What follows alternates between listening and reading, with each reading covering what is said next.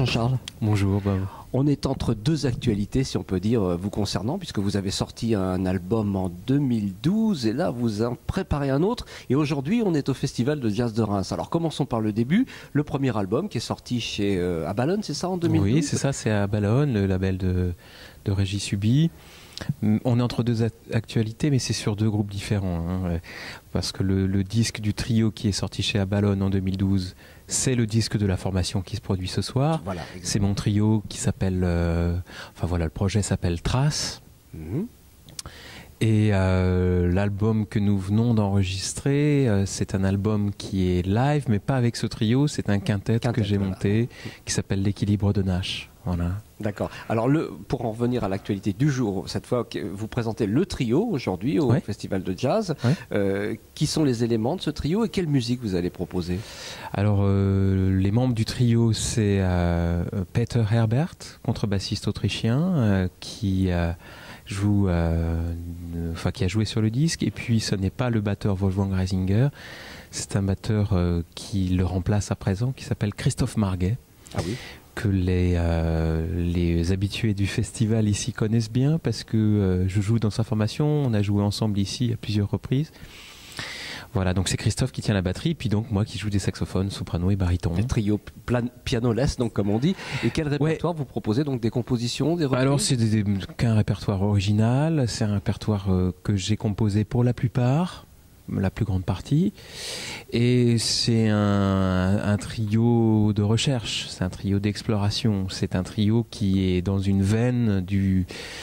je sais pas, il n'y a pas tellement de sentiers ou de références pour moi dans cette formule trio sax contrebasse batterie, et justement c'est sans doute une des raisons pour lesquelles ça s'appelle Trace, parce que dans le cadre de cet enregistrement je me suis un peu interrogé sur cette notion là de la trace ou de l'empreinte.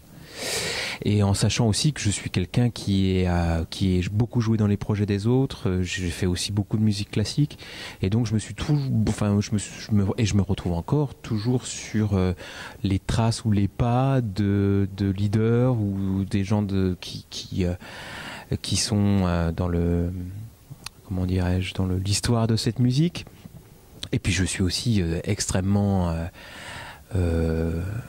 j'ai eu beaucoup d'influence, mais du coup sur ce projet-là, et c'est la raison pour laquelle ça s'appelle Trace, j'essaye de gommer ces influences. Vous tracez votre route, si on peut dire. Je trace ma route, voilà, j'essaye d'explorer des voies qui, dans cette configuration du saxophone contrebasse batterie, j'ai pas entendu grand-chose qui ressemble à ce qu'on fait. Voilà, mais c'est on va écouter ça avec beaucoup de modestie. Évidemment, pour ceux qui connaissent vraiment, il y a sans doute des références ou des analogies ou des familles et peut-être voilà, on pourra les situer, mais en tout cas moi j'essaye de trouver des angles d'approche qui sont pas ceux que je peux explorer en tant que sideman. Voilà, c'est parfait, tout est dit. On va quand même rappeler l'album, au moins celui qui est déjà sorti, puisque c'est l'album du trio, le label sur lequel il est sorti, et puis c'est celui-là qu'on va voir dans notre petit reportage en outro, comme on dit.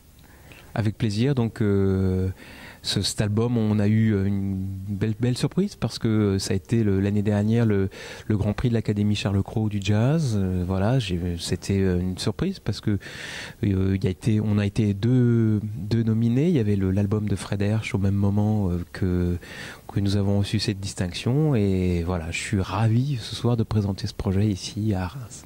C'est super, on va rappeler donc le titre et puis le label, et puis voilà, donc, ça fermera cette titre. Traces ou Trace, qui est sorti en 2012 sur le label d'Abalone. Voilà, c'est fait, c'est noté. Merci beaucoup Jean-Charles. Merci Bob.